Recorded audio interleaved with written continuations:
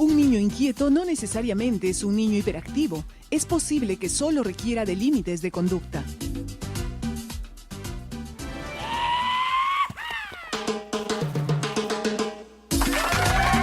Bien, regresamos con la buena educación. Estamos conversando sobre la ciencia. ¿Qué aprenden nuestros hijos en ciencia? ¿Cómo podemos ayudarlos desde casa? Estamos acompañados aquí en la cabina. Estamos con Miki Janet Niño Correa, especialista del área de ciencia del Ministerio de Educación. Estábamos conversando sobre lo que aprenden nuestros hijos en ciencia y, por ejemplo, desde el colegio, cómo se les enseña y los materiales con los que cuentan. Hay algo con lo que quiero empezar. Uno de nuestros oyentes decía, ¿en qué momento se pierde la curiosidad del niño? Y es que hay un señor que es un investigador en el cual indica de que no existe máquina perfectamente aceitada para destruir la capacidad de la curiosidad de las personas, que lamentablemente es la escuela. Entonces, en nuestra escuela muchísimas veces nos hemos convertido en transmisores de información. Llenamos las cabecitas, pero no lo dejamos que ellos construyan esos conocimientos. Entonces, en la escuela tenemos algunos materiales como un tubo de ensayo. Aquí lo hemos traído, por si acaso, un tubo de ensayo. Un tubito de ensayo que, de acuerdo a la edad, por ejemplo, para iniciales de plástico, ya se va haciendo un poco, a medida que ellos saben manipular y tienen más seguridad en manipular los objetos y materiales, lo que está haciendo es más de vidrio, su pinza para el tubo de ensayo. Las lupas. Una lupa. ¿Por qué no regalarle una lupa a nuestro hijo? ¿Por qué no dejarle que él explore y acompañarlo en el proceso de exploración? Tenemos un vaso. O sea, con la lupa nos permite, por ejemplo, ampliar el tamaño de un animalito. Así es. Mirarlo más de cerca. Aquello que no me alcanza a ver la vista del niño, entonces lo ve con mayor detalle.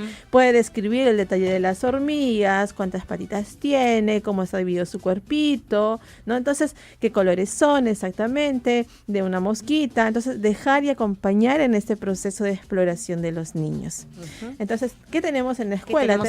Efectivamente, tenemos las lupas, tenemos los vasos observadores, tenemos de inicial rastrillos, cernidores, contenedores, tenemos espejos, tenemos morteros. En primaria tenemos torso humano, donde están los órganos del cuerpo humano. Tenemos el esqueleto. Bien. Por ejemplo, ¿quién no ha pasado el colegio estudiando el esqueleto sin haber visto nunca un hueso, ¿no? Sí. Eso nos ha sucedido.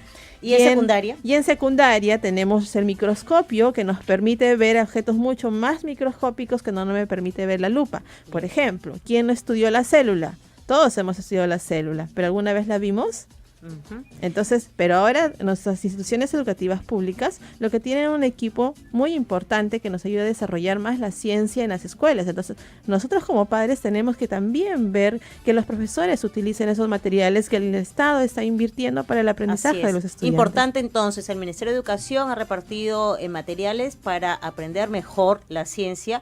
Y nosotros como padres y madres de familia debemos estar atentos y pedir que se usen y que no estén guardados en su cajita. Más llamadas telefónicas a esta hora, nos vamos hasta La Molina con Gloria. Hola, Gloria.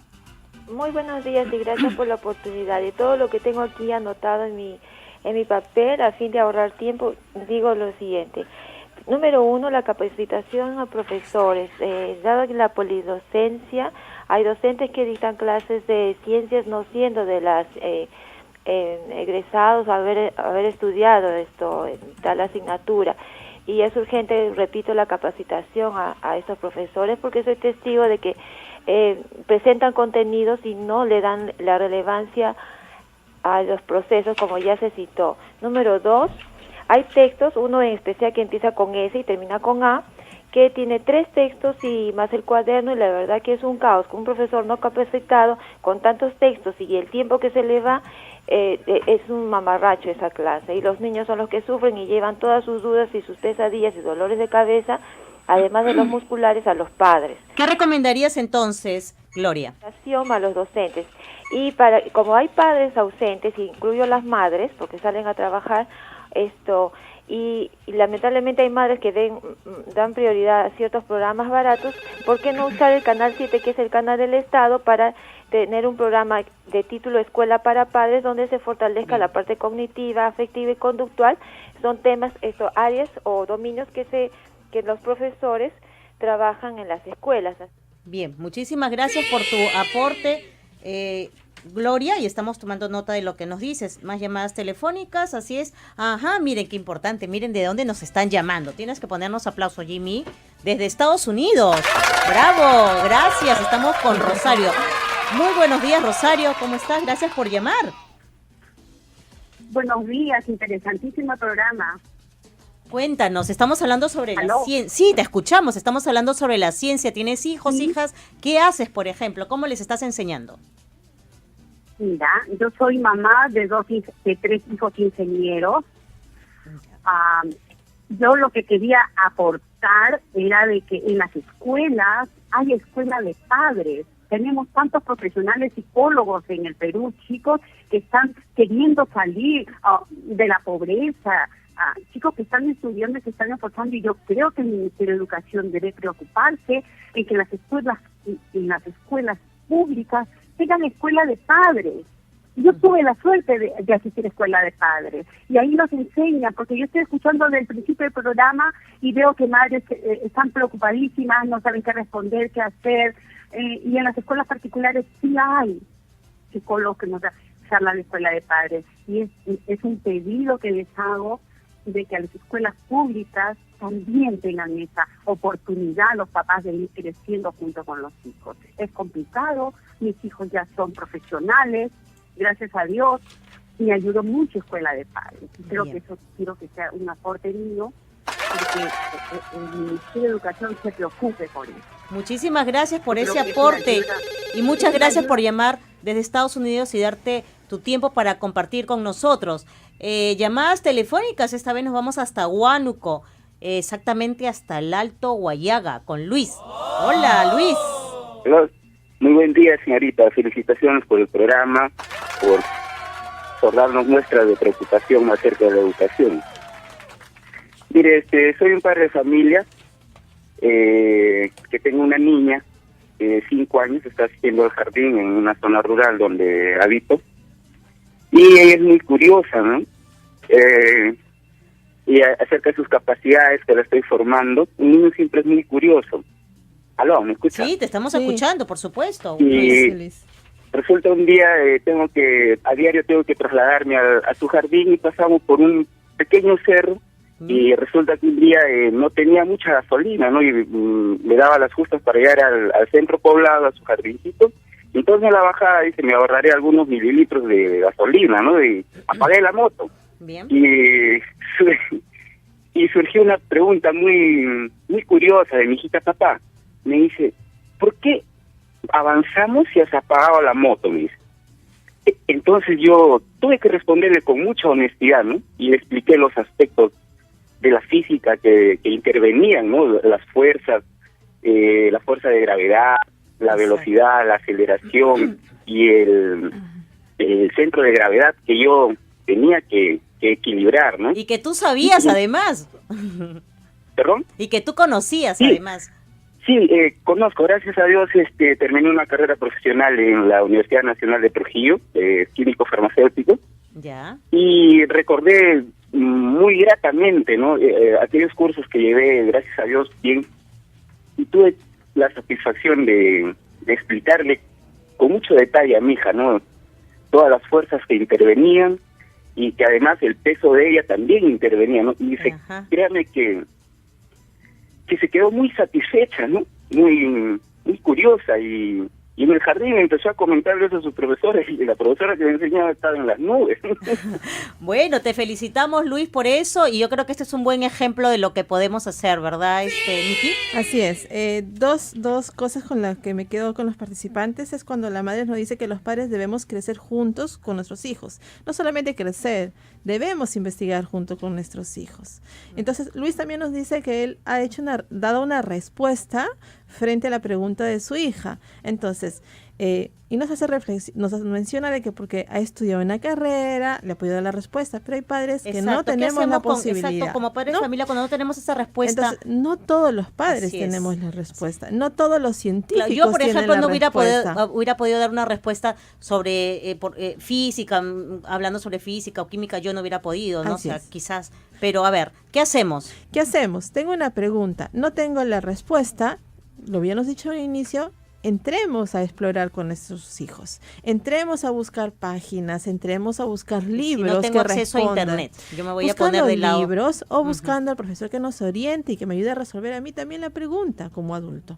Entonces, tenemos muchas posibilidades. Los medios de comunicación también son otro factor que nos ayuda a entender, a difundir la ciencia. Y los canales de televisión también, como nos Claro. decían, nos recomendaban el canal El Estado. Bueno, no sé efectivamente si tendrá algún programa dedicado a esto, pero podemos comenzar a explorar en la programación de los diversos canales si encontramos algún programa parecido. O el famoso Mad Science, que ya es un poco más Así es, o vamos a más tomar especial. el nombre Ujú. sin hacer Así publicidad, es. el experimentando de otros medios de comunicación. Entonces hay programas que están promoviendo Así la es. experimentación.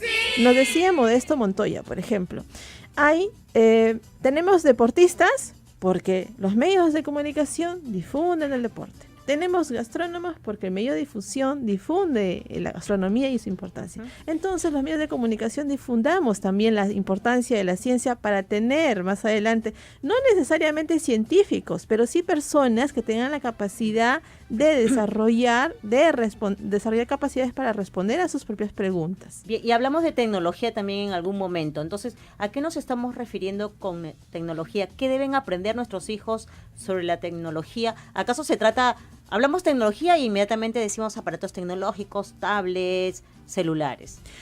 Sí, en la ciencia que vemos que es tan importante hoy en día es un aprendizaje fundamental en referencia a la ciencia y la tecnología. Entonces nosotros hemos hablado de ciencia y las habilidades que se debemos desarrollar desde los niños hasta los adolescentes, que es a través de la indagación. Pero también tenemos aquí asociada la tecnología.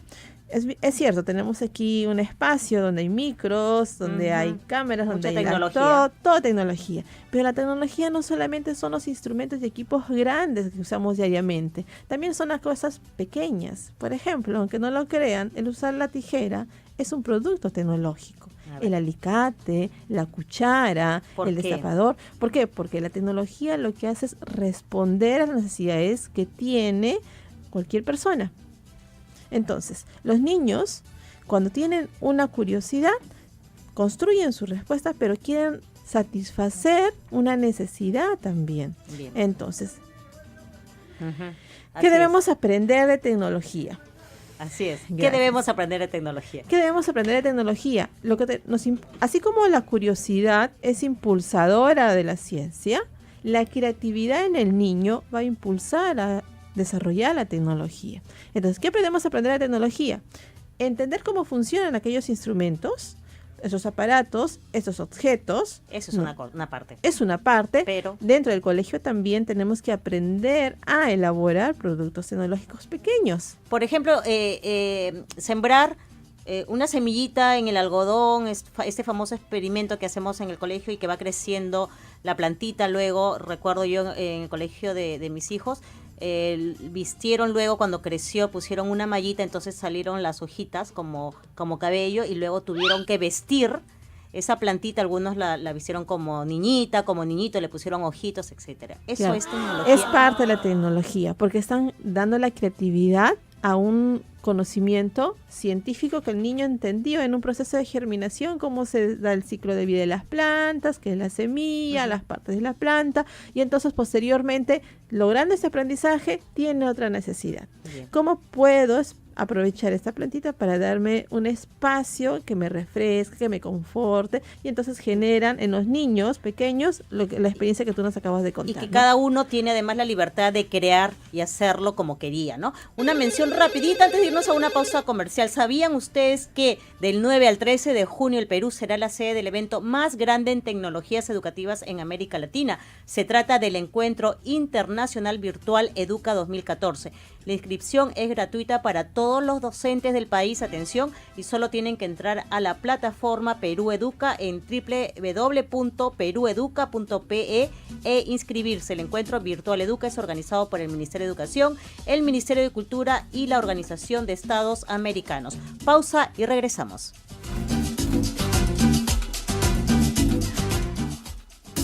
La recreación también ayuda a desarrollar diversos aprendizajes. En casa, tu hijo o hija tiene derecho al tiempo libre, a jugar con sus amigos y participar de actividades familiares. Divirtiéndose también pueden aprender.